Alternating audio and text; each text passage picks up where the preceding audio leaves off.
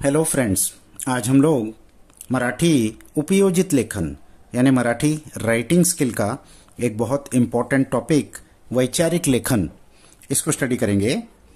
ये बोर्ड के पेपर में last question होता है और 8 मार्क्स के लिए आता है। और वैचारिक लेखन यानी विचार से है, सोच कर लिखना, यानी इसमें कोई स्टोरी नहीं लिखनी होती, सोच समझ के कोई टेक्निकल पॉइंट्स लिखना होता है। तो ज़्यादा करके इसमें नेचर के ऊपर, झाड़ के ऊपर ऐसे ज़्यादा आते हैं। तो एक एग्जांपल हम लोग लेते हैं, बोर्ड का पेपर का ये क्वेश्चन है, निसर्ग आपला गुरु, यानी नेचर हमारा टीचर है। तो माणूस हा आयुष्यभर विद्यार्थी असतो असा एक सुवचन आहे। याचाच अर्थ असा की कोणीतरी आयुष्यभर आपल्याला शिकवत असतं।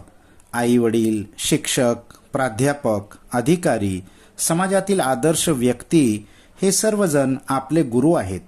पण याहून एक मोठा गुरु आहे, तो म्हणजे निसर्ग। बिनभिंतीची शाळा, लाखो इथले गुरु असे जे म्हटले आहे ते निसर्गाबद्दलच।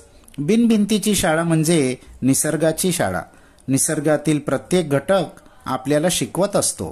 कदाचित म्हणूनच की काय रवींद्रनाथ टागोर यांनी त्यांची शाळा मोकळ्या वातावरणात सुरू केली।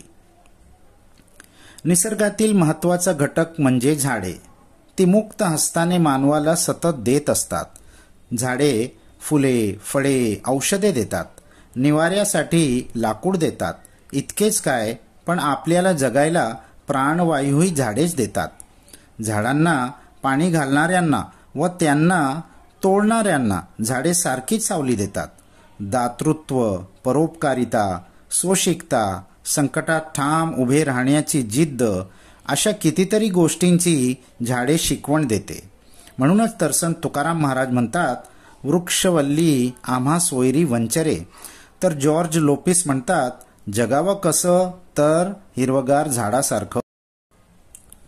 निसर्गातील प्रत्येक घटक आपल्याला काही ना काही शिकवत असतो। सूर्य सर्वांनाच सारखा प्रकाश देतो, तर चंद्र सर्वांनाच शीतलता देतो। यातून ते समानतेची शिकवण देतात।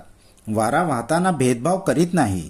नदी खळखळ आवाज करीत पुढे पुढे वाहत जाते आणि मानवाला पुढे पुढे जाण्याचा संदेश देते। फुले सर्वांनाच सारखा सुगंध देतात। चंदन स्वतः झिजते, पण सुगंध देणे हा आपला गुण सोडत नाही।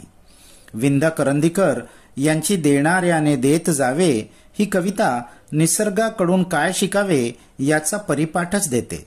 बहुधा यामुळेच आजही माणसाला निसर्गाची ओढ कायम आहे। तो त्याच्या भरगच्च कार्यक्रमातून वेळ काढून रानोवनी फिरायला जातो आणि घरातल्या कुंडीत एखादे तरी रोप लावतो। आपण सर्व निसर्गाची लेकरे आहोत आणि आई वडिलांप्रमाणे निसर्ग आपल्याला निरंतर शिकवत असतो, हेच खरे।